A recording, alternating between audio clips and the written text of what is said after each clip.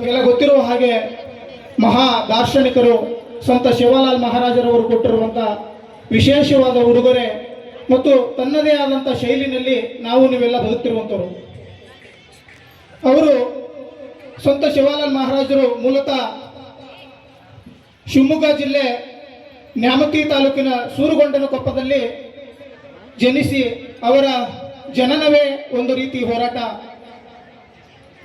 ತಾಯಿ ಧರ್ಮಣಿಬಾಯಿ, ತಂದೆ ಭೀಮಾನಾಯಕರವರ ತಪಸ್ಸಿನ ವರವಾಗಿ ಜನಿಸಿದ ಸಂತ ಶಿವಲಾಲ್ ಮಹಾರಾಜರು 16 ಮತ್ತು 17ನೇ ಶತಮಾನದಲ್ಲಿ ಈ ಒಂದು ಸೂರುಗೊಂಡನಕೊಪ್ಪದಲ್ಲಿ ಜನಿಸಿ ಅವರ ಜನನದ ನಂತರ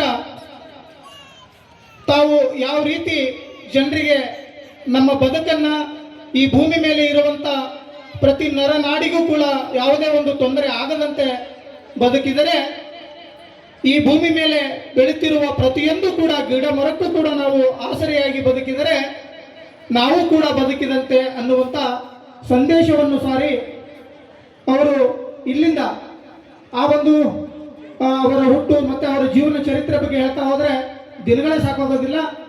ಈ ಕಾರ್ಯಕ್ರಮ ಸ್ವಲ್ಪ ತಡವಾಗಿ ಪ್ರಾರಂಭವಾಗಿರೋದ್ರಿಂದ, ಸಮಯದ ಅಭಾವ ಇರೋದ್ರಿಂದ ನನಗೆ ಈ ಒಂದು ಕಾರ್ಯಕ್ರಮದಲ್ಲಿ ಮಾತನಾಡಲಿಕ್ಕೆ ಅವಕಾಶ ಮಾಡಿಕೊಟ್ಟಂತ ತಮ್ಮೆಲ್ಲರಿಗೂ ಹೊಂದಿಸಿ ನನ್ನ ಮಾತಿಗೆ ವಿದಾಯ ಹೇಳ್ತೇನೆ. ಜೈ ಹಿಂದ್, ಜೈ ಕರ್ನಾಟಕ. ಧನ್ಯವಾದಗಳು. ಜಯರಾಮ್ ರಾಠೋಡ್.